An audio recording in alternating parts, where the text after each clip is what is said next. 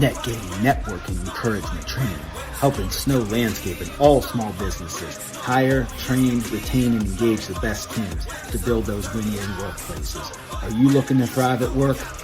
Here is your Net Gain.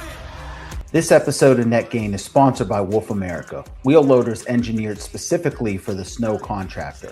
Wolf America machines are developed with real-world input from snow professionals who depend on their equipment during long, demanding storms. If you're considering a new loader for your fleet, reach out to Aaron and Harry at Wolf America or visit wolfamerica.com. Wolf America Loaders, tried and true by snow pros who have been in the middle of the fight. Welcome to Net Gain. This is Networking Encouragement Training. I'm your host, Evan Tashwire from Jack of All People Trades. We exist to help snow landscape and all small businesses hire, train, retain, and engage the best teams. We're here with our cyber roundtable recap. So I'm going to let my panel introduce themselves to you. If y'all want to get started, Adam, Stevenson, we'll start with you. Yeah, Evan, thanks for having me on. I really relished at the opportunity when you talked about having a roundtable after SIMA. I think it's a good opportunity for us to kind of get together and have a meeting of the minds and really understand from different perspectives on, how the show went, but also understanding how everybody uses the show and how they benefit from it. To introduce myself just briefly, I'm based out of St. Paul, Minnesota, and I work for Snow Wolf Plows, and I run the inside sales operation here. So essentially, if you call into Snow Wolf and you have a question about equipment or you want to get a quote, you're probably going to talk to me. Been with the company for 4 years, and man, I love the snow industry and really happy I stumbled upon it. Awesome. So, Randy, I'll go to you next. Yeah, no, thanks for having me on. I concur with everything Adam said. I'm based out of the Wakeville, Minnesota area, just south of the cities. I've been with Snow Wolf for about 6 years now. I've done various roles in the company, from production to inside sales to customer service, and now I'm the regional sales manager for the Northeast. I've been that for about a little over 3 years, and my primary focus is strategic growth in the region, helping legacy customer relations, and then helping build and maintain the dealer network is my main focus. And if you're from that part of the country, you've probably heard from me at some point. Awesome. Yeah, definitely. So Adam Hansen, you'll put you up next. Yeah. Again, Adam Hansen. I work for a company called Synatek Solutions. It is actually a Pennsylvania-based company. We do a lot of things in the green space and fertilizers, herbicides, other chemicals, grass seed, things of that nature, into robotic mowers. We have a division called Ecotronics, which does a lot of work with irrigation systems on golf courses. But my focus is on the winter product side.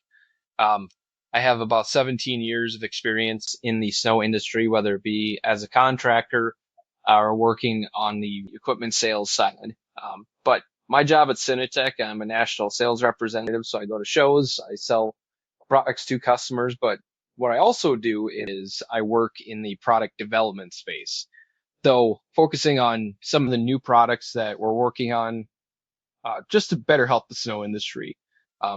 Again, when we're looking at chloride reduction, safer surfaces, things like that, there's a lot of factors that we're working with here, trying to have a high quality product and save the contractor money at the end of the day. So again, I kind of have a two-part job, selling, but also helping develop products for the future. And very excited to be here with Evan and everybody else, and hopefully come up with some good feedback for the SIMA crew and talk about what we learned and the type of people we met at the show. Awesome. And then last but certainly not least, Aron Rodman, who we've had on Net Gain several times. Just introduce yourself for the panel.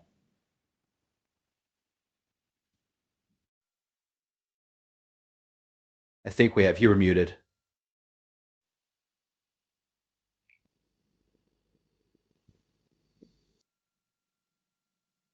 He cut out for a minute, Evan, so he just jumped on. Here again for a minute.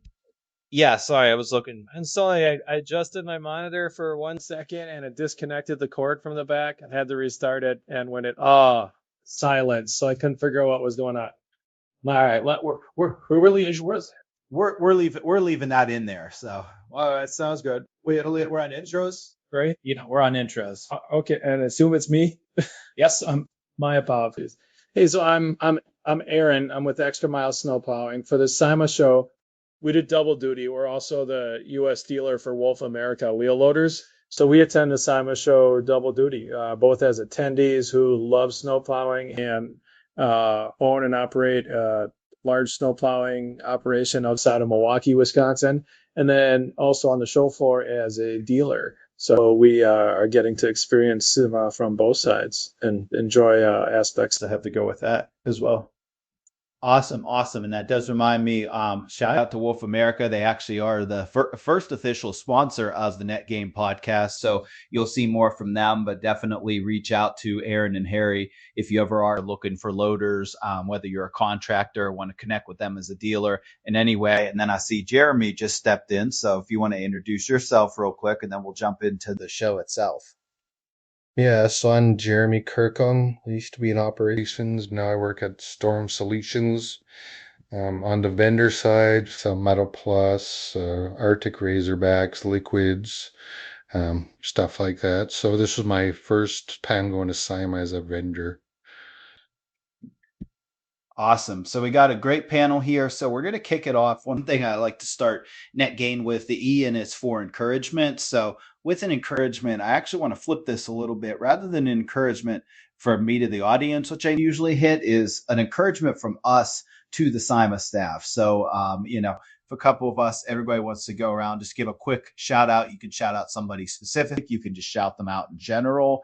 I'm going to say just shout out to the SIMA staff for pulling the symposium off, because I know from doing events in the past, and I've never done anything to that scale, but it's a lot of work, and everybody you work with has their own timeline, schedules, agenda, and a lot of times doesn't realize how, like, for example, a venue or a caterer, doesn't realize how they need to respond by this date because you're trying to get this point done to have this in place. So just a huge shout out to, Martin, Heather, and the whole team for coordinating all those details, because it's a lot of moving parts that, frankly, I wouldn't want that responsibility. So I give them the flowers on that. Anybody want to go next? I'll jump in there. I'll definitely second what you had to say. I felt the same way. However, I actually had this written down. I wanted to give a special recognition to Brian Ivy from Norcast. Did a bunch of classes and seminars. He was also a while back. He was on your show. Yeah. Some general feedback we had going around was many of the presentations that were done by someone who's with a tech company or has something to sell on a 45-minute presentation seemed like a 15-minute infomercial with nothing else to do the rest of the class. Brian Ivy, he did not promote himself nearly as much as he should have. It was on a weather forecasting class. Learned so much. He did such an amazing job. Wish there was another hour that class could have went. And then finally on the last 30 seconds, oh, hey, by the way, I'm with Norcast, and if you ever need us, let me know. But I thought that deserves some special recognition there. Huge shout out to Brian. Check that episode out. I did do a great conversation with him, and he's somebody that when you talk to always just wants to add value, regardless of whether you're a customer, whoever, he just wants to add value to the game. So anybody want to go next? Shout outs to the SIMA staff. Yeah, I give a shout out to Veronica and Andrew.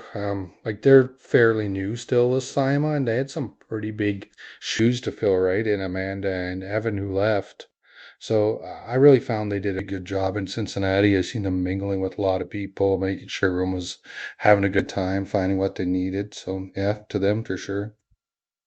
Yeah, huge shout out to them. I'll give Veronica her flowers. She started, and I remember because I talked to her at Storks, she started, I think, 9 days before that show. So it was like hit the ground running. It was like that, and you're in full symposium planning and picking up. And, She actually got me on board as a supplier member during that time, which I'll appreciate because I know that wasn't an easy time. So yeah, definitely shout out to her.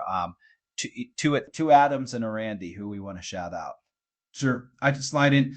As far as encouragement goes, this is my Cincinnati was my fourth SIMA that I attended, and as a vendor, Snow Wolf, we're a snowplow, snowblower, and snow tire manufacturer, and so we always advertise our product and look to network when we're there. So we always have a booth.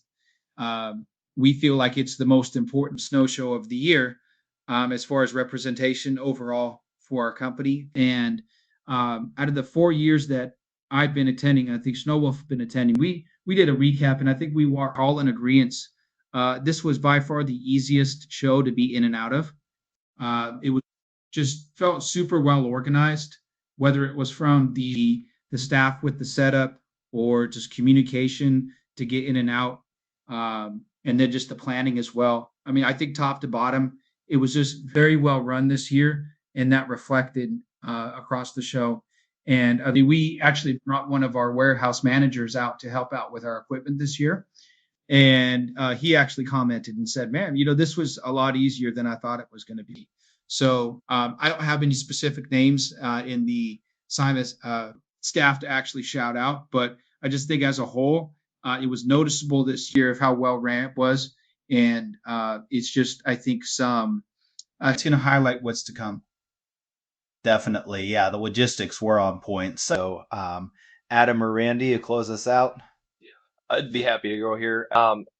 It's, again, organizing a show of this magnitude is no small task. And there's a lot of people that have their opinions on things, and I know we'll probably talk about that a little bit here today, but again, it's a lot of work, and the fact they just keep pushing forward and deliver a really good show for us, well attended. The one thing I'll say too, when I first walked in on setup day, somebody, and I forget her name, she worked for SIMA, but I asked, oh, hey, where do I go to get my badge? And she knew, and I go up and get my badge, and that was an easy process. Anybody from SIMA that I talked to during the entire week, I asked them a question, and they had an answer for me immediately. Most of these shows I've done, probably over 100 shows now in my life. And most of the time you go to something like this, you ask a staff member of the show a question, and they immediately go, I don't know. I'll have to check.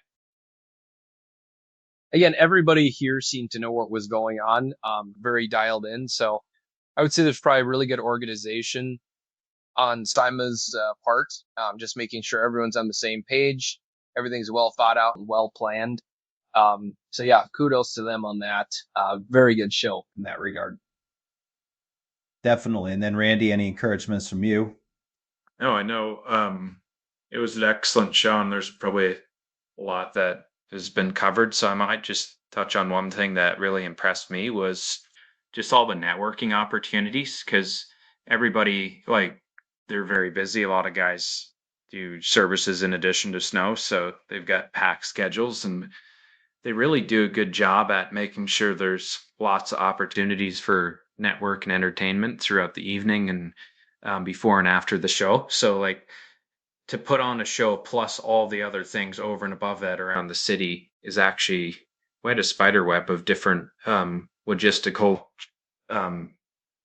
challenges to probably pull it all together. So I was really impressed with how they just gave everybody a ton of opportunities, because sometimes on the show it's a bit rushed, and you don't always get a chance to catch up with somebody, even though you have best of intentions. So they really gave everybody a chance to network as much as they could, which I think was a lot of value for everyone. So Perfect. No, thank you guys all for the shout outs all around the board and, the encouragement. And I think it's important to do that, not just, this is the employee hat of mine to put on, not just in that case for SIMA, but even recognition, really fills the tank of your team. So I think it's important to do with your team, with the people you work with. If you manage other people, definitely recognition and catching people doing the right things is hugely important. So that's why I wanted to do that. And also to give a shout out, because I think it can be easy to critique, and not that we shouldn't critique or give good feedback. I think that's good. But at the same time, also appreciate, let's give that good feedback, but also do it from a place of appreciating all the effort and whiff that did go into making something happen. So with that, we're going to jump into the education session highlights. And I know Aron had kind of shared one from, Brian Ivy that was high value, with his session from Norcast on weather. Anybody else hit any of the sessions and find value in the education sessions? I'll jump in on this one as well in a sec too. I'll leave this to the panel. Setting up for the show and doing a lot. I didn't come in till later in the week. My focus was based around presenting at our booth. So unfortunately, I didn't get a whole lot of opportunity to go to any of the education sessions, but here to hear what you guys have to say on that. Yeah, the bars with Terry Duncan. Go ahead. So I love going to here and learn there as an attendee. And there's so it's hard to please everybody. You've got so many different levels, everything from one guy who does it as a side job with his truck to guys running an empire and everything in between. So to try and find something that fits everybody is pretty tough. And I think they offer multiple classes at the same time to kind of combat that. Some of the classes were unbelievable. And then on the other end, some are like, how did this one slip through the cracks and get in here? But I put that responsibility on us snowplowers, because SIMA every year, they got it out right now, they're looking for speakers. They asked all of us snowplowers, anyone want to speak? And so we just, two of us here at our shop, volunteered for next year. We'll see if we get to or not, but I'd encourage everyone else and all the listeners, if they've got something they're skilled at or something that their company does that they think is better than everyone else's or just unique, reach out to SIMA and ask, can I give a presentation on this one? I mean, you got your option. There's 2-hour sessions and there's 20-minute sessions. So whatever you feel great with. I think some of the weaker ones were beyond what I said, like the infomercial style ones. I'd like to see more people from inside the industry. I'd like to see us relying less on consultants here. If we're going to do sales, let's get some snow companies and their sales staff teaching what they learn. And then I think those were the strongest, the ones that I saw that were actually people who were out there doing it and part of the snow industry. The consultants, a lot of times I'm seeing that what they're teaching applies, but loosely applies, because it's the same principle that they're using for 5 different industries that they consult in. I think some panel discussions, some added panel discussions, we've all seen 100 classes on Brine 101 and 102, and they need to be there. There's people who need to do it, but there's a lot of us, whether it's Brine or operations or some other things, that would appreciate a panel discussion on, okay, we're doing it, we're actively doing it well, but here's a couple roadblocks we're hitting. We'll do a panel discussion on, I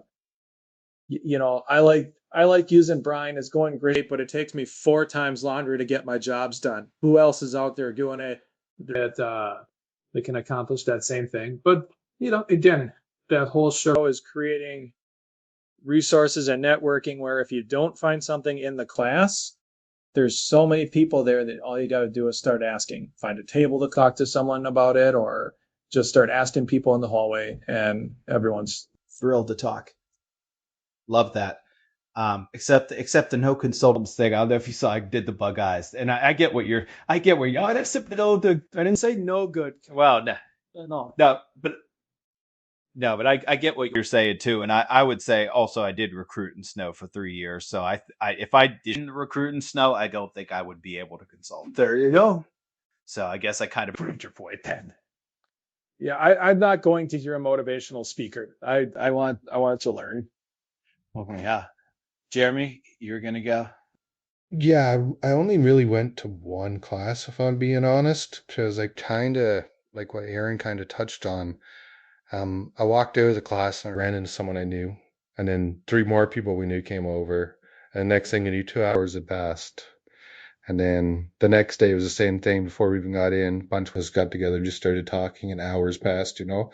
And I think I get more out of that than going to listen to someone talk about AI or something, you know, like, because one of the chats we had for 2 hours was about AI and what's working for us, not what someone tells us we should be doing, right? So I really do believe they should have like more roundtables and more panels and less of the 2 hour educational things that some audio doesn't work on half the time, you know, like I think they could do better on that, to be honest. Yeah, definitely. So kind of the feedback we heard was good, was informative stuff. Stuff that covers what you need to know. Also, what might be improvement, like you said, the panels, hearing from different people. A couple things. One thing I'll touch on, Jeremy, you brought up a good point about kind of running into people, and there's multiple, as a trainer, I'll tell you, there's multiple ways to learn. So one is obviously through the formal classroom setting. Your best way is obviously on the job itself, but another way is through peers and through those relationships. So you might get as much, if not more sometimes, out of those hallway conversations. One thing I suggested, I actually did a episode of Snow Talk with SIMA before the show, and I said about kind of maximizing, and this isn't just for them, this is for any conference you go to, of like really looking at the agenda and saying like, all right, what are some courses like that are kind of hills I'll die on, of like, all right, this specifically ties to my goal. Like, for example, if you haven't ever done liquids and there is that Brine 101, that's probably one you're going to say, all right, that's a hill I need to die on and go to, versus, planning your agenda. But like for me, I planned mine, but I also said, all right, these ones aren't as much like I need to rush to. So it's like, there were some I had hallway conversations and I'm like, okay, if I miss this or I'm late, I'd like to be there, but I can have that. So I think that's kind of an approach you can take with that kind of stuff.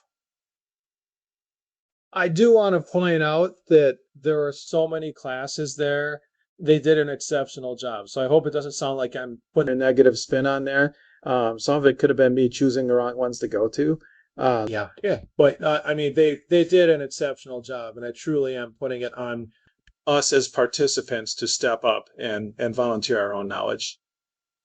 Yeah, I think that's a good point, Aaron and Jeremy, where it's like SIMA does a good job after the show and leading up to the next one, where they give us, not only as vendors but also attendees, the opportunity to kind of voice what we'd like to see, what's working, what's not working. So I think that's important, not only for us but also the audience, to really engage with SIMA, because they do a good job of making adjustments each and every show. And I think that's why this show, from what I could tell for all of us, is probably the best one we've been to, is because they're making those necessary adjustments to kind of cater, to the actual snow professional. So, yeah, I'm going to take that into account, and, definitely have our staff and, some people that I talk to that have been to the show, just to kind of voice what they'd like to see so it can be even better. Yeah. Yep.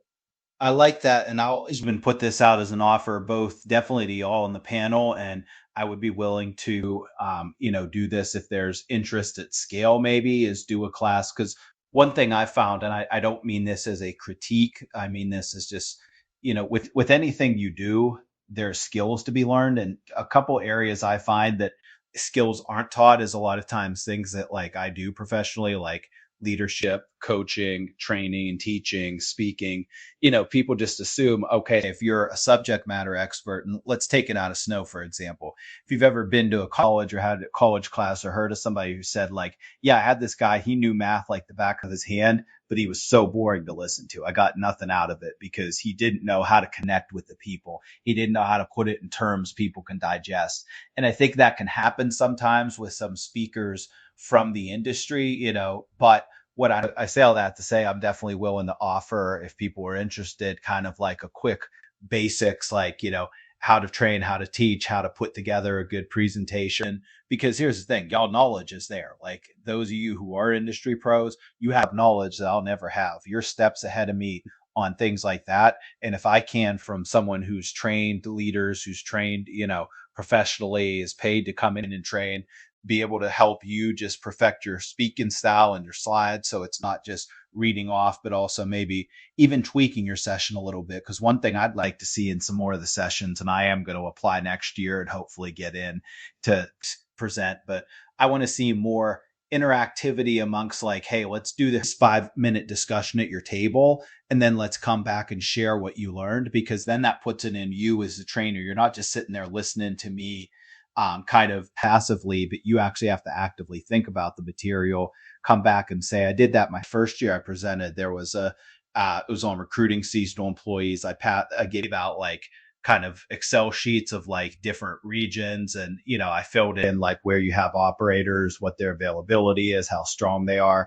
And each table had to go through and tell me like, okay, if it's a week before potential snow, where are you strong, where aren't you, and what's your game plan? So I think something like that to actually put people in the seat and get them to do something, at least mimicking real work is going to be effective. So love to get your thoughts on that before I kind of share my thoughts on the education sessions.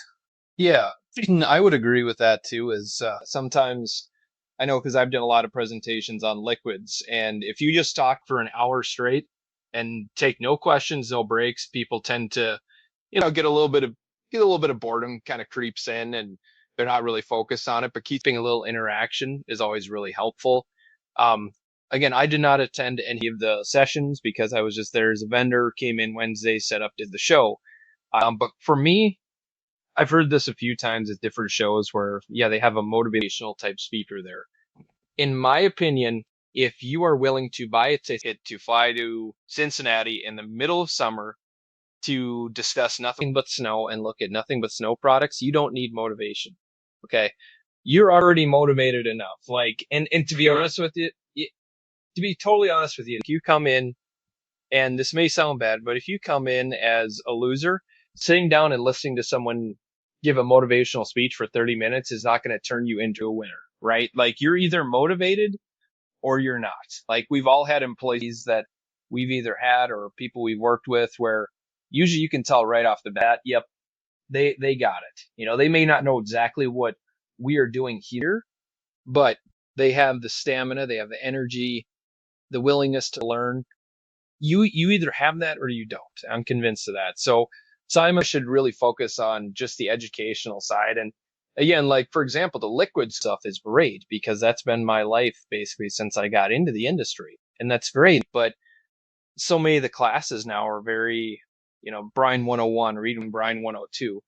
I would like to see stuff that, and there still needs to be that, right? Because there's still people just getting into it. I understand that, but there needs to be higher levels. I mean, we're talking down to the pennies, like a company like Aron. I remember when you guys got started with liquids, like, okay, over the last 5 years, we've been doing this. This is what we figure we've been able to save our customers on infrastructure damage, or this is what it saved our company. Like real world scenarios, like this is someone that has been doing it really well for a long time. What could me of today wish I could go back and tell myself of 5 years ago when I got started in liquids, what I should be doing. So I would like to see more of that stuff and just kick the motivational stuff to the side because it's pretty pointless in my opinion. Yeah, I totally agree because, as a vendor and as a snow equipment manufacturer, we try to present to the actual attendees, how are we going to make their business better? How are we going to make them more efficient? why do they want to use us, and how is it going to benefit them?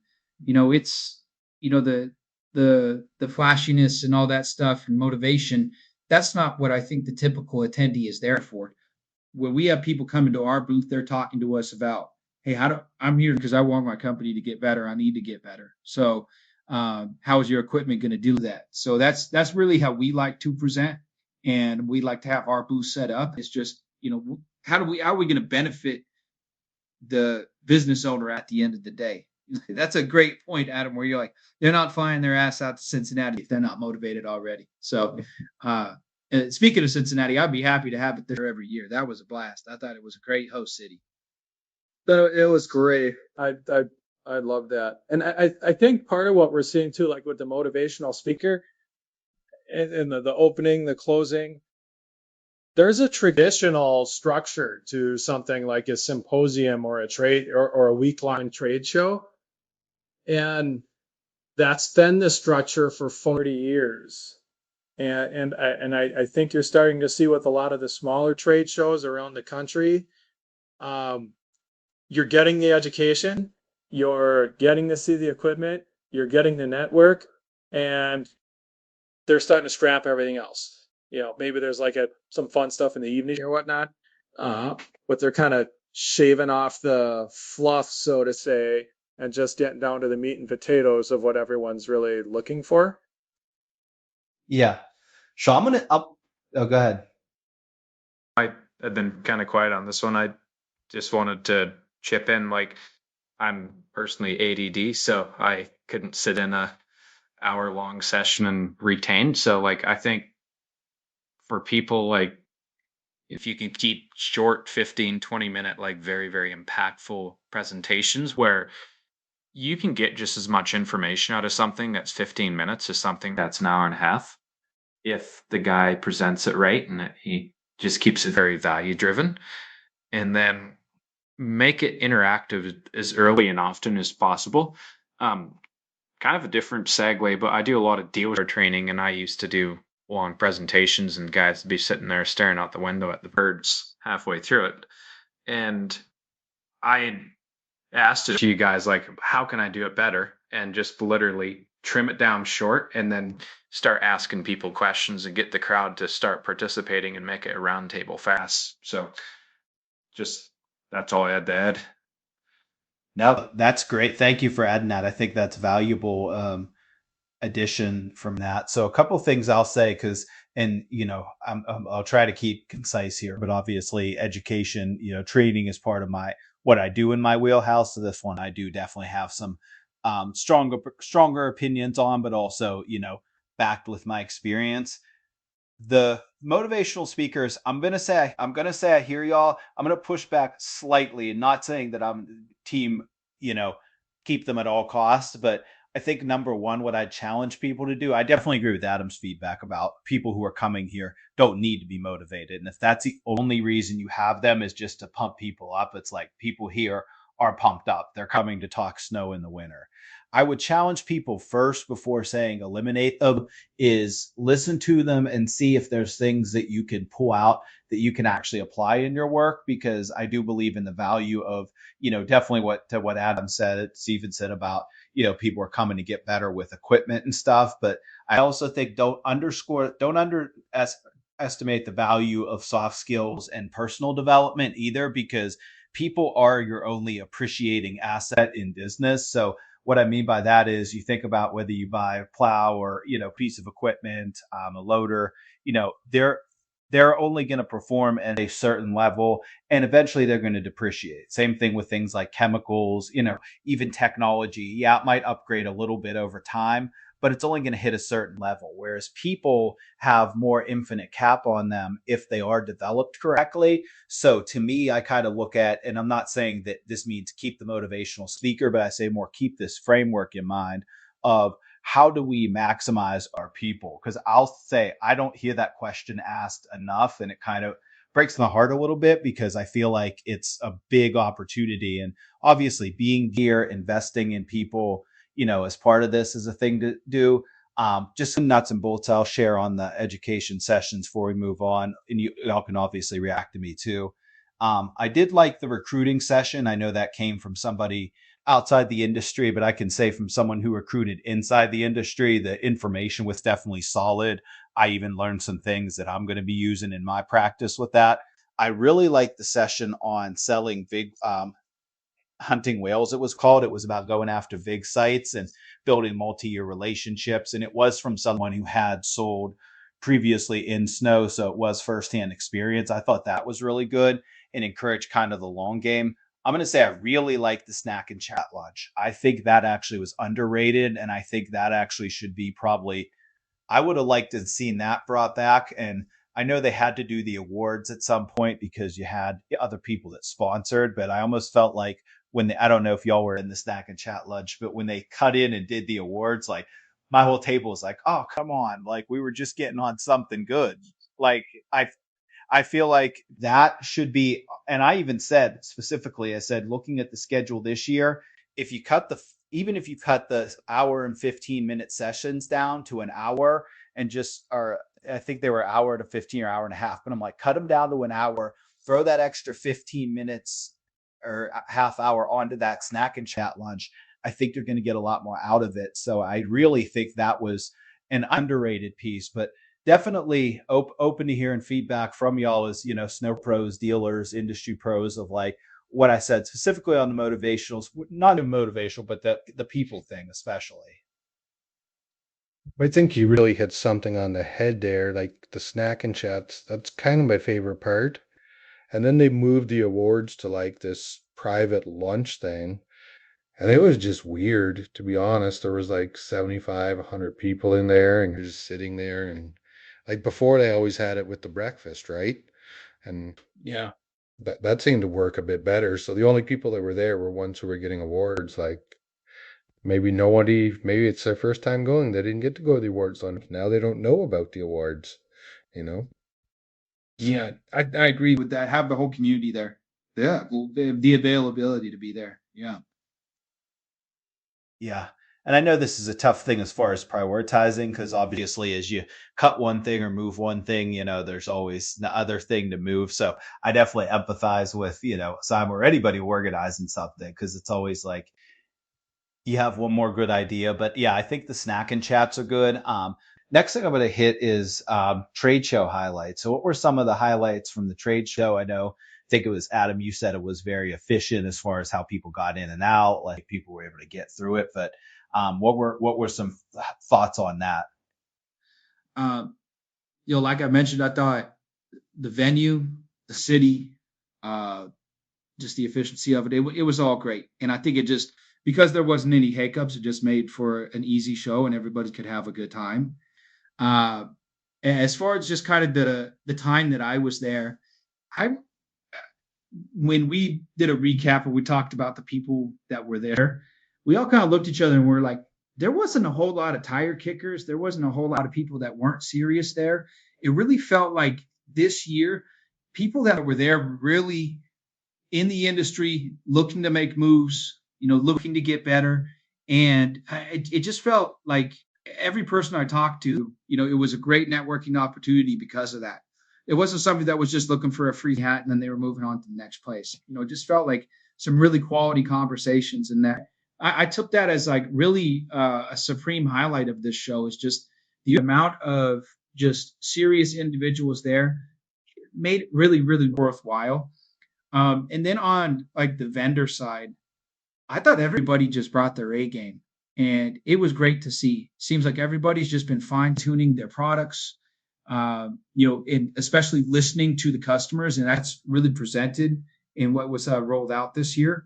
So, I just wanted to give kudos to all of our, fellow snow manufacturers as well. Is that I just thought the kind of level of product and the level of really just presentation there this year was top notch, and I think you could just feel it in the air, and it was just kind of permeated it throughout the whole building. It was just a great time, and I thought it was just everybody really used this as such a professional kind of grandstand and for the right reasons.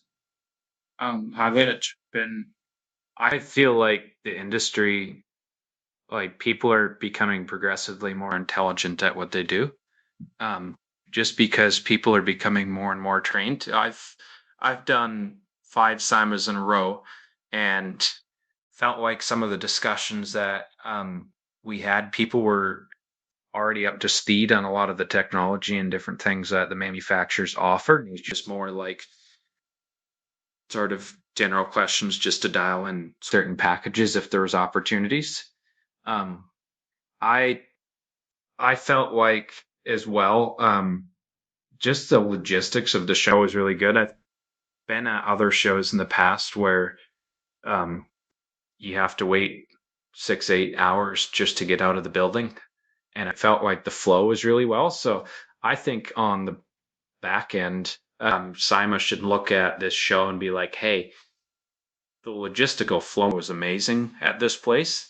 And we should sort of pre-vet and sort of look at different venues and get feedback on like, hey, how's the flow? And is it easy to get in and out of? Just because I've had some experiences in the past, and I'm sure they've paid attention to that, but that's definitely, I would say this year was a benchmark for how easy stuff was able to get in and out and how easy it was for people to get information and do what they need to do. I also felt like there's a lot more collaboration amongst the industry too. Like, feels like people know each other more than they would have a couple of years ago, just from my experience. Um, and I feel like people are sharing ideas really, really well now amongst the vendors. Like, yeah, we're all serving the same audience, but there's a lot more ideas getting shared amongst each other that builds the industry up. So that really jumped out to me this year. Awesome. Yeah. Thank you both for sharing. Adam and Aaron, anything from you trade show wise?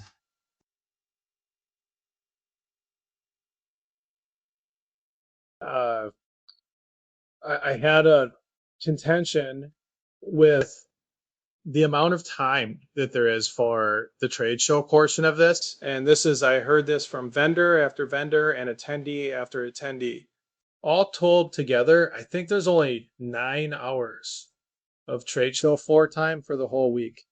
I mean, as a vendor, we all have a medium-sized area, and we got all of $25,000 into 9 hours. And as you were saying, with people starting to know each other more and more, there is a huge art of this networking that is actually happening on the trade floor, the show floor. And that is wonderful. But what it's also doing is making it so there's not enough time to get through and see everything and get to all the things you want to see. This is coming from the attendee side now too, on the trade floor. Like the amount of attempts you have to make to get to the back half of this place because you run into someone that you met another time, or you want to talk to someone who was in a class, get some more clarification from someone who taught something that was there. And there is the time. I mean, most of the vendors were showing up on Monday, and I think it's Wednesday night before we're even able to show our stuff there. On Wednesday night, I think is great. Gives everyone a chance to quick kind of scout everything out, see where they're going. But I do hope that somehow, and I know there's a lot that Simon was trying to squeeze in 1 week, but I think as both a vendor and an attendee, I want to see more trade show time. I want to talk with my vendor. When I go look at one-ear plows or one-ear sprayers, I want to spend 25 minutes with you talking it through, not be like, oh man, I'm sorry, I only got an hour before this show is done today, and I got to stop here, and here. So I hope that that's something that they're able to incorporate in future years. Yeah, Aaron, and before you go, Adam, real quick, I just want to second that is, our sales manager, actually, I asked him for some thoughts on today's podcast, and that's the one thing that he said he wanted to bring up is it's a immense amount of effort to get, like for us, we brought 6 people out there, for a week there, we're traveling from Minnesota, we're bringing the equipment, we're setting up, we had a rather large booth, so there's a lot to it. And, for 9 hours over 3 days, we did feel like we got a little shortchanged as far as the time, just because the amount of effort and also the cost that goes into it. But, maybe there could be an adaptation to where the trade floor is open also during the educational hours. That might be a nice compromise. So, Adam, go ahead. And I'm coming at this from a guy who now when I go to shows, I have a 10 by 10 booth.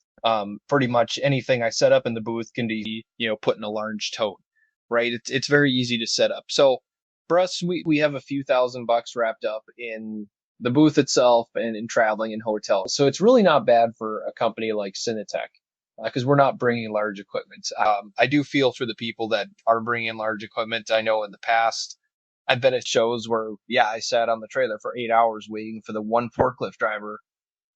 And again, that forklift driver at some point goes on break. And I'm a very calm person, but boy, sometimes it's hard to kind of keep your composure in those moments when you see the one forklift guy sitting there eating lunch.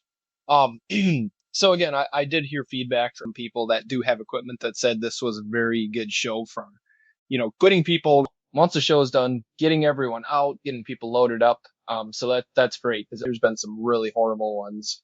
It seems like the Cleveland Convention Center is particularly terrible for that kind of thing, in my experience. But yeah, I feel for companies that have the larger booths. I mean, my previous position, I was at Boss Snowplow, and they have a pretty good sized booth with a lot of equipment, and a lot of setup is involved with that. It's very, very involved with multiple people, and these companies are investing significant amounts of money.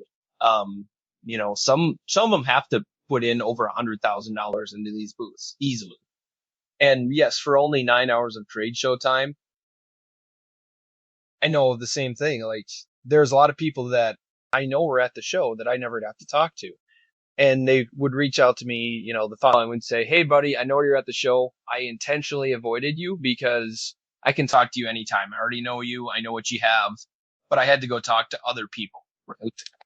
So sometimes there's situations where you just can't even, you don't have enough time to talk to the people you want to. But I understand if you're, as a company, investing your money to go to this show, you want to hit all the booths that you need to. And I know people that are making a list for themselves because they're like, wow, I'm really limited on time.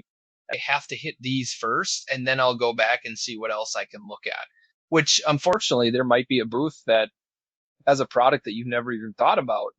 And it's nice to have the ability to kind of leisurely walk the show and talk to these people, and maybe they have something that could help transform your business. So I would definitely like to see more trade show time, for the vendors, just so they have more opportunities to talk to people and also get a good return on their investment.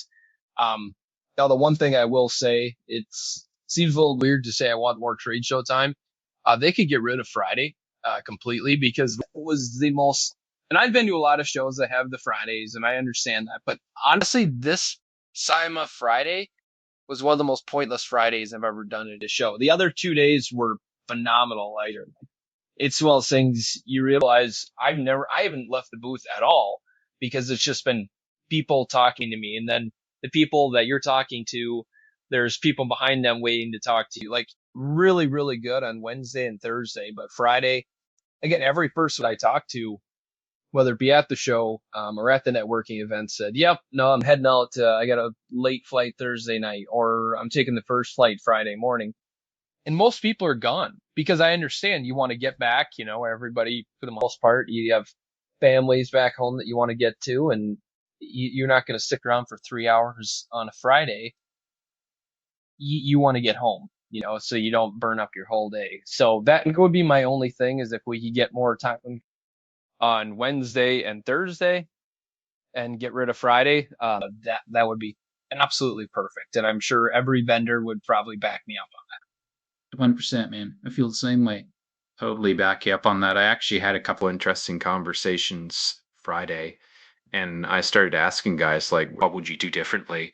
Everybody was like, if we could have Friday, because people have been spending several nights up late, having time with friends and industry connections, and you're getting a bit burnt out as a attendee being there for almost the whole week. if people could start first thing Friday morning, especially the vendors that have to drive 6, 10, 12 plus hours, even further in some instances, and they can get their stuff out and hit the road early, they're able to get back home in time to be with their families by the evening or before Saturday at least.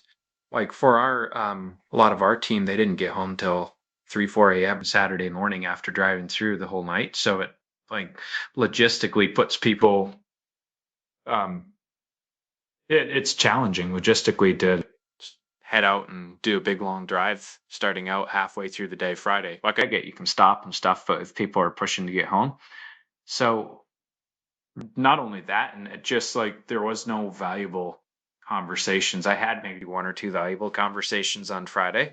But I think everybody that attended, it was just like everybody had mostly seen everything they wanted to.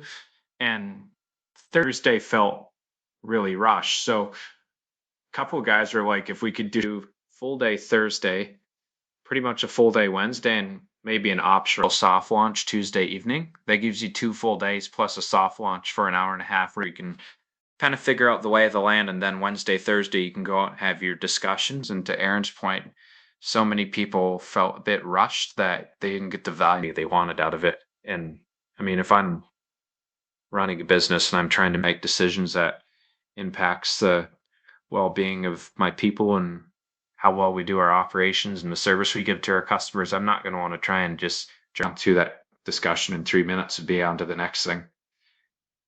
I'm very pro SIMA, but I think at some point the bridge is going to have to be crossed of the smaller regional trade shows. And from a vendor expense, I can spend 25 grand on a SIMA show, and other people are spending far more. Or you can spend like $3,000, and on a whole, you're getting less people, but no tire kickers. Whether it's storm days or out at Storks or, the half dozen other ones that are popping up. I think we're going to be seeing a lot more of those. And I think that format works really well. The vendors get a lot more bang for their buck, real high quality leads.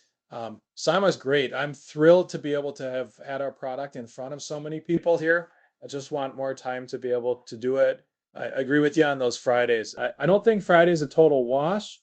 I think it's a wash after 10:30. I was surprised. I thought that there'd be a lot of local contractors that worked all week and then decided they were just going to come Friday for the trade show. That definitely was not the case. I had some quality conversations on Friday, but none after 10:30. It was obvious that everyone wanted to be gone by 10:30. Yeah, and that's a good. I think I'll bring up some good points on a lot of things. Number one, these you threw out, Aaron. I think the local contractor. I wonder that's a suggestion maybe for next year of like, can you really do some marketing kind of just on the trade show pass itself to the local contractor base? Like you said, even if it's for a night, like if you do that Tuesday or Wednesday night kickoff, like, invite them out for that night. And like next year to Milwaukee, get anybody that's within an hour that is doing snow, or even landscape, because you still have things there that could benefit them. And for a trade show pass, it might be beneficial to get in there and to meet all those people, and we like really blitz that area hard. A couple other areas I saw, and I did hear somebody else wanted to comment, so I don't want to cut anybody off. But one thing I said is, I have a hard out at 3. I have an appointment with a customer now. Yeah. Thank you so much for having me on the panel. This was fantastic, and it was good meeting you, Aaron and Adam, as well.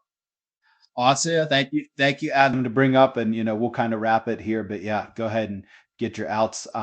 Anybody else got outs real quick before I can edit this part out, of course, or not. No, let's keep talking this show. It was fun. Let's keep talking. All right. So I didn't have a blast. It was my favorite one I've ever been to.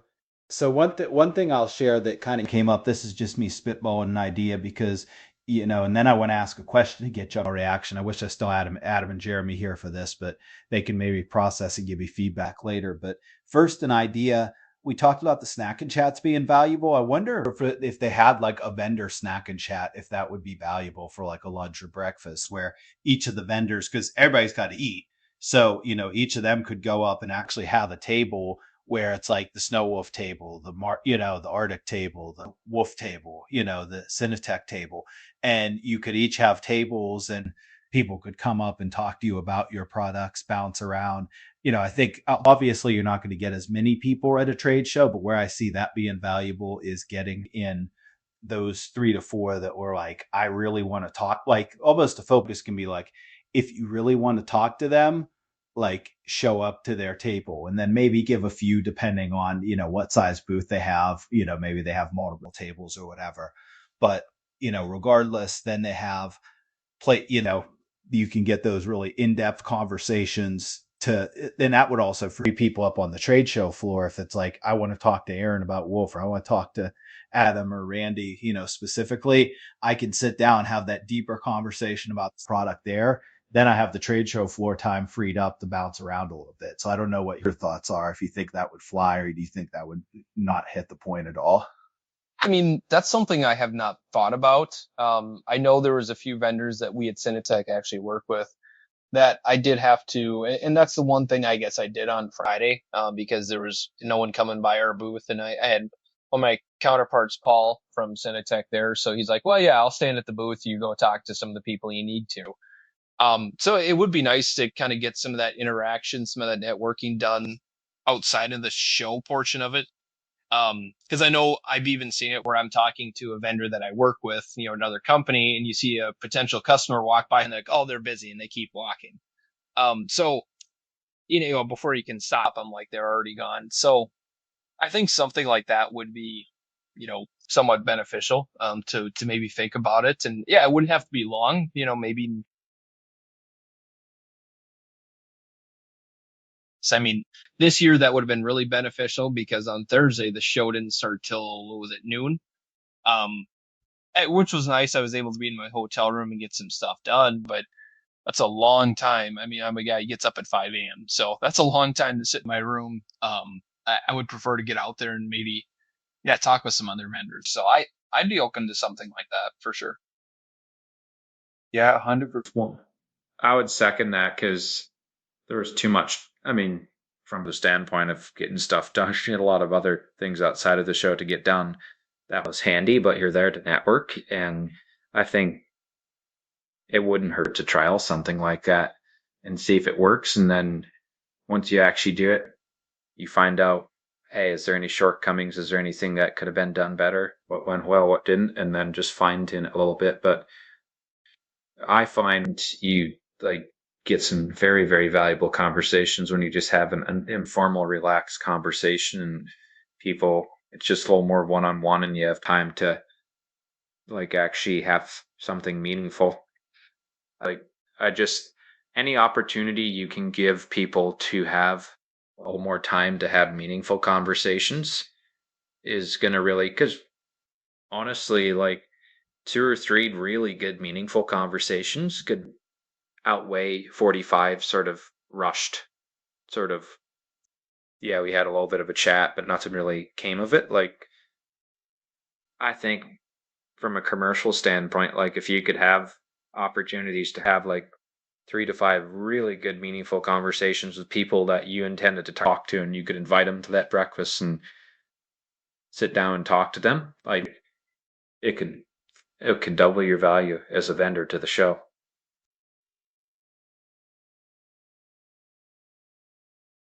They're exceptional at listening to feedback, and I'm going to guess that they'd be thrilled if you guys reached out to them or even said, hey, can I head this up? We're all going to meet up. Can you just throw out something, vendors welcome at this restaurant, or vendors welcome for a breakfast here at this time? I bet they would be thrilled. I'm going to guess that's something that just hasn't been brought to them before, and that never crossed anyone's mind, because that sounds like the more involved everyone can be, both vendors and attendees, even if it's separate. I mean, the better the time in the show is for everyone. I bet they'd be thrilled. And like I said, with the education opportunities, so much of it just falls on us. We're part of the industry to ask. Yeah, I think that's a good point. I think that's a good point, Aaron, too. And I think one thing that could help with that, like we talked about a vendor snack and chat. Also, even I thought about like the networking events in the evening. If you give maybe on like that first one or one of them, like give the vendors, I think about that one venue we had, I think it was the Metal Plus event where there was like 3 floors. Give the vendors a floor with tables where you have food and stuff. So it's kind of like people got to pass through. If you just want to go network or BS or whatever, you can go to the downstairs floor, the upstairs floor, but then the vendors also have like spots. So it's like if you really want to meet with them additionally, they can have reps there. I think it's worth suggesting, if nothing else. And I think too, if you kind of throw it out there and just say like y'all have said, like, hey, as our heart, we want to still be supportive. We want to still be here, but we also want to make sure we're maximizing our time. And, there are other opportunities there, as far as, like you said, the local shows and stuff. So, one thing I was going to ask, and I think this is a good way to kind of close on this thought with SIMA, but you both, I think different people mentioned this in different ways, but kind of, people had said, like, I'm starting to see some of the same people there. People are getting more educated. I think you said, Randy, about like the products and what's there. So almost if you think about and you said, like, I think, Aaron, the traditional way of a symposium is like, opening and closing keynote and days in between. But it's like, okay, that's when we started. But almost as people get more familiar with each other, with the products, with the industry, and people are getting more educated, how does that change things? And how does a better symposium or better event look in the future, being that people are now more educated and more familiar?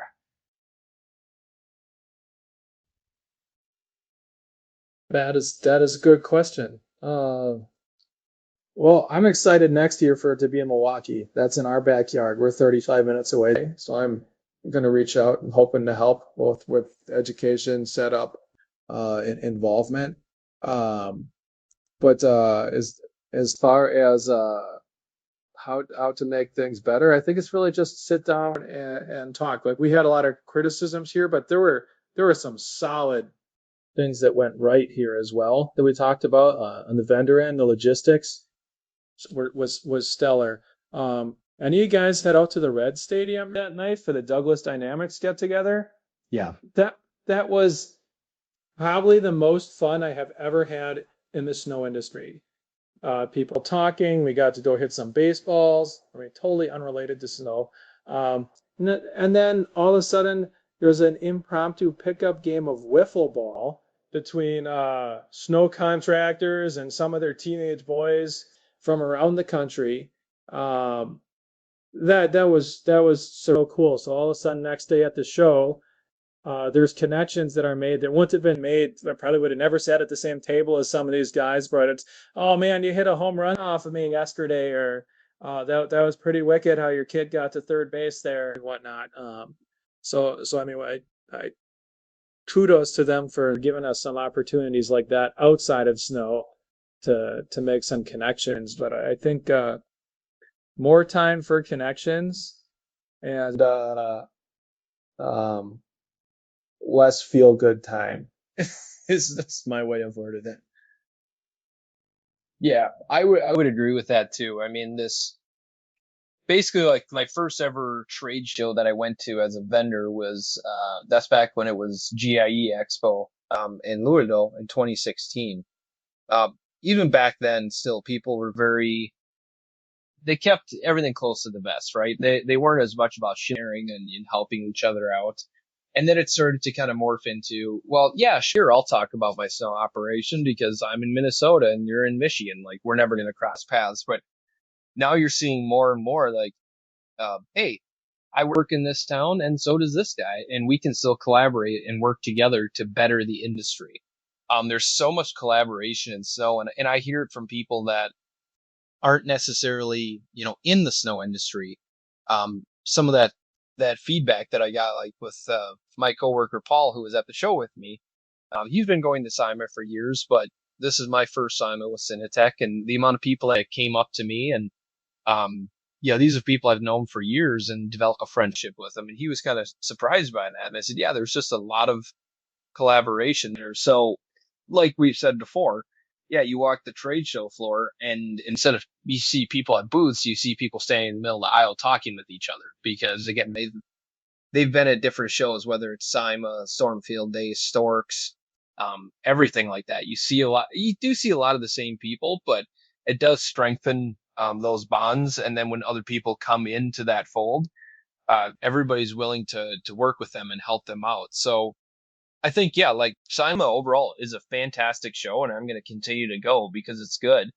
But it's just like anything else, the industry evolves, it changes, and they just have to roll with those changes. The SO industry today is not even the same as it was 5 years ago, let alone 30 years ago, right? So, but yeah, I just think more opportunity for people to get together. And again, any of these networking things, I have great conversations. I went to the Arctic party on Thursday night, and talked to a lot of great people there. I mean, it was a great event. No, I did have to go outside to the upstairs patio because at my age, 35, I'm not into loud music anymore. Like I just want to sit and quietly have a drink with somebody. But those are just great events to go to. And it's just outside of the trade show. But again, just the whole week is great. It's something I always look forward to, and just connecting with people. And we have some industries may have a bleak outlook on their future, but the SO industry is not that way. There's so much education and advancement in technology that's going on. It's just really cool to see, especially since I've been in it for quite a while now, just to see how things have evolved and changed. We're on the industry as a whole has issues, obviously, just like anything does, but we're trending in the right direction. And the networking and the positive reinforcement from your peers is really cool to see. So I would encourage them to just keep going and just keep taking feedback. And that's just going to continue to lead to a great show. I would just, one thing that I was kind of mulling around in my head in the last few minutes was, is there an opportunity for us to do a feedback forum like this where we could hop on a call directly with some of the SIMA team and share some of this stuff with them live so they could react? Because I think like stuff like this is awesome, but just to have like follow up and follow through where we actually invite them to a visit, I'd happily do it if the other guys would, and just say, hey, here's like everybody come prepared and do kind of a post-mortem, like, hey, what worked well, what didn't, what could we do better, and then give that feedback, and then hopefully that feedback will help them improve what they're doing. But I think that's one thing we could do as vendors or just people who are like invested in making the show better for the benefit of the industry and the attendees is like, it's awesome to have these conversations, but we need to have follow up and follow through and like actually get directly in front of them and say, hey guys, we'd love the opportunity to get 30 to 60 minutes of your time someday, and each guy go through his key highlights and like share it directly with Martin and the team, and I'm sure they would appreciate it. So I don't know what you guys feel, but it was something that was, I thought, could be a good way of getting the message to them directly. Because I'm sure they'll listen to this, but any way we can reinforce that and collaborate is good. Yeah, no, I know I'm definitely going to send it to him. And that's part of why I wanted to make sure I kept it, balanced, and wanted to, make it, I was intentional with, who I picked and how we framed things, because I wanted it to be a good discussion. And, even when I challenge some negative things the other way, just because I want to make sure it's, if we have critique, it's balanced critique, and, y'all are veterans, where you're coming from, good and bad. But I say all that to say, yeah, I think that would be a good idea if they're open to it. Obviously, I know there's a lot going on, but just maybe even kind of ask the question to them, and, I'll put this out. Obviously, we'll send this to them, but I think this is a follow-up question we can ask them directly is like, what does your symposium planning process look like? Because I almost find with any kind of change you want to make, you almost just the same way you guys all as vendors, when you ask, potential clients, how do you buy equipment? What do you consider? Who's your decision maker? What's your process? You know what I mean? You almost want to know and ideally get in that workflow. So it's like, what is their planning process, and how do we get in that workflow of theirs and really be that collaborative partner and find the win-wins too? Because as a, association. I was trying to find the right word. I'm like, they're not a trade show organization. I'm like, as an association, obviously they're wanting to get and serve members. They're wanting to provide value in that way. They're wanting to, make sure they continually increase their membership, maximize their membership. So with that, it's kind of like, all right, we can help you maximize your membership, but here's a way that could do it better from a trade side. And I think like that local piece could even be a way that could be a win-win if you do like a local marketing blitz, because let's face facts, some of these local contractors that are, one guy operations, one crew, couple guys, guys and girls might be so busy working that they're not even thinking about taking a day away to go to a trade show, let alone 4. So if it's like, hey, come for one night, check it out, here's the one night price, then they get to be part of it. Then it's like, hey, here's some other stuff we offer as far as being a SIMA member. You might get people more in that way too than you would just, traditional marketing, because, if you're marketing online or you're just marketing through traditional methods, those people out in the field working probably aren't seeing you. Yeah, I would agree with that. And to kind of touch on that, I was really surprised. I had one customer that I dealt with years ago in the Cincinnati market. I was able to talk to him. Actually, the first time I met him in person, spent hours on the phone with him, but I really didn't see anybody really local there. A few people from, the Cleveland market, but it just seemed like there wasn't really anybody from that general area. And if they could do some sort of marketing, maybe even have like for next year in Milwaukee, if you have, pick certain zip codes or whatever that you want to say, hey, if you're in this zip code, if your company is based in this zip code, here's a coupon code and you can get 50% off or something. I just think and SIMA show is a big deal, and to have it in your own backyard is really cool. But just an example of that, there's a show in Minnesota called the Northern Green Show. It's every January, and I've been going to it as a vendor. And my dad has a lawn care business, and I said one of the days, it was a 3-hour day. I said, hey, come with me, just check it out. He had never been to a trade show like that in his life, and he had the time of his life. He just loved it. He was looking at all the mowers and everything, stuff that pertains to his business when he does. But he's like, wow, I didn't know how cool this was. But would he actually go if he had to pay the money to go himself? No, he probably wouldn't. So sometimes too, you have to give people just a little taste, a little sample of it, and that might get them to go to ones in the future. But again, some people may not even really know that SIMA exists, and they're a decent sized snow company. So a local marketing blitz probably would be a good idea for the future, just to get people in the door and see what it's all about. Because it's something special. If you're a snow guy and you followed snow for years and you like equipment, you walk in there, like your jaw will hit the floor. All the different things you can see in one place. It's really cool. Yeah. Well, yeah. I just want to reiterate, though, that I believe the SIMA staff absolutely killed it with this venue. And their setup, their work, everything. Like these things we're sharing here, they're little bits and pieces. The whole thing all grouped together. I don't know any vendors that left and thought this was a waste, or any attendees that left and were like, I did not get some incredible information here. Like the attendees I talked to, everyone left thinking that they're going to implement some great things into their company and love some of the things they learned. Our vendors, I know one of you guys had said, this was some of the most quality leads that I've ever seen. Like hardly any tire kickers. Like my big concern was just that not as many people were able to, there wasn't enough time for everyone to see all the things they wanted to see there. But like on a whole, it's like 90% of it is like spot on, and such a great structure and opportunity for us to meet other, I'm talking from the attendee standpoint now and contractor standpoint, the opportunities I had to just start asking questions. Hey, does anybody around here know how to handle this type of situation when you're out in the hallway? And, there's somebody there. And it's just such a wonderful opportunity that they've provided for us to have, and made just great accommodations for it to work. We are on the vendor side. we had the owner of the factory, one of the engineers, and our sales rep from China fly up to the Cincinnati airport. This was their first time ever in the United States. They've been all over the world, never the United States.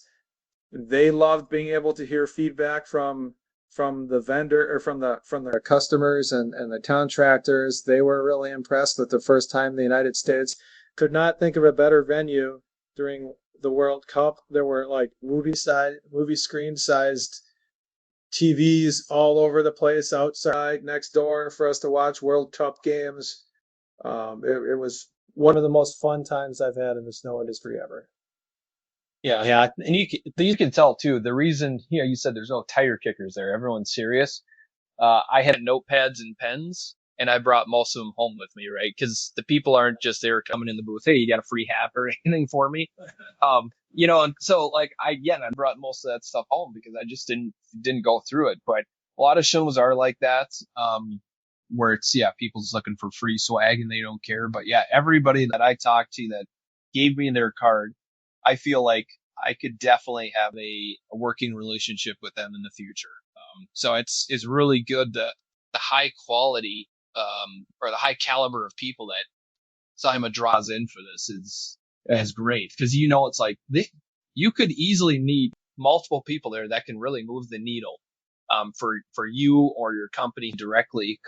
Coming from a vendor, it's crazy how good the quality of people at the show really. It's awesome. I love it. Yep. I will say I definitely take pens. I even have my Snow Wolf pen right here, Andy. So I have a pen, but I'm not just I'm never just pen taker, as y'all know. I'm a talker, so I would definitely stop. And I think what you hit on, Adam, with what I'm about to say is kind of like in Aaron kind of reference to is I think what makes it valuable is, like you said, the high quality of equipment and everything you have there from that side to make your business better, mixed with the people that you have there, because it's not only you can go see the equipment, you can see the different supplies and de-icers and technology, but you can also go talk to people that it's like, hey, we were thinking about using, some of Synatek stuff for, doorways. What have you guys done for doorways? Have customers talked to you about that, what they want to see? And they might say, oh yeah, that's been a big complaint of ours. Like, wait a second, where did you see that at? So it can almost get that traction going back and forth. And I think one thing to Aaron's point too about the overall positivity and sharing like small changes. One thing I want to encourage to SIMA staff, if they hopefully are listening and get to this point, first of all, if you've made it through this long of a conversation with us, kudos to you for listening to me and my friends for that long. But well, they're interesting. I'm me. But one thing I'll say is, small changes can really make a big difference. That's one thing I share in employee engagement, because I think sometimes when people see, constructive feedback, they're like, oh, I got to really flip how I do everything. And it's not necessarily that. Sometimes those little changes can really move the needle in a big way. And one thing, this is also valuable from an employee standpoint, is one thing that drives engagement is the Gallups find out is at work, my opinions seem to count. And what that doesn't mean is that you do everything your people say, but it means that you listen to the feedback, you process it. If you can make a change and you do because of that feedback, you let people know. And if you can't, then you say, hey, this is why we didn't do that, but thank you for your feedback. I appreciate it. But unfortunately, we had to balance this with this, or we chose this. But even if you say no, but let them know why you said no, it still gives them that, feedback was heard and appreciated. And I think to the SIMA staff, that kind of similar approach with contractor feedback like this can really go a long way to getting engaged people that'll continue to come back and believe in the vision. So just kind of closing out, any closing words, closing thoughts? I know we shared a lot, but if anybody's got something itching to go, speak now. Other than what's already been covered, it's a great show, and there is few shows in the industry where you have as much opportunity to get opportunities with customers, both existing and new, get feedback, problem solve, network, get ideas. It definitely is one of the best shows in the industry, and the amount of work that's been put into it throughout the years, you just have to acknowledge and appreciate. And I really enjoy being a part of it, and I just think it's upon us to do what we can as people invested in the industry to just continue making the show better for the benefit of the people, because everybody who takes the time there to come there, I just want to see them win, and whatever we can do to help them do better and get more value out of it is really what it's all about. So no, I'm great being with you guys this afternoon. Thanks for taking your time to spend and visit and just collaborate a little bit. It was awesome. Sounds good. Anything else, Aaron and Adam, from y'all? What a great time. Hope I see y'all again before next year. Yeah, definitely. So This has been NetGain, Networking Encouragement Training. SIMA recap. As always, at NetGain, Jack of all people trades, we exist to help snow landscape and all small businesses hire, train, retain, and engage the best people. So if you're looking to better your team in any way, let's reach out to me, have that conversation. We've also been sponsored by Wolf and Marica Loaders, so make sure y'all check them out. This has been NetGain, Networking Encouragement Training, and we are out. Today's episode of NetGain is sponsored by Wolf America, wheel loaders engineered specifically for the snow contractor. The team at Wolf America does more than just sell loaders. They operate them in their commercial snow removal fleet, so they understand what contractors need when the snow is falling. The hours are long and downtime is not an option. Wolf America loaders offer fast travel speeds, excellent visibility, comfortable cabs, and universal skid steer attachments, compatibility for the pushers, plows, buckets, and other attachments your crews already use. They're built to be productive throughout the winter and versatile enough to keep earning their place in your fleet during the off season.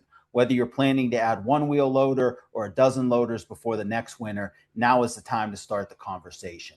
Reach out directly to Aaron and Harry at Wolf America to discuss your operation, fleet pricing, delivery timing, or visit wolfamerica.com. With no weather, but you ain't gon' slip and fall with that. Why? Cause we snow fighters, we assaulting that. Get it, salting that. King need this salting rap. Clown brokers, end of the road.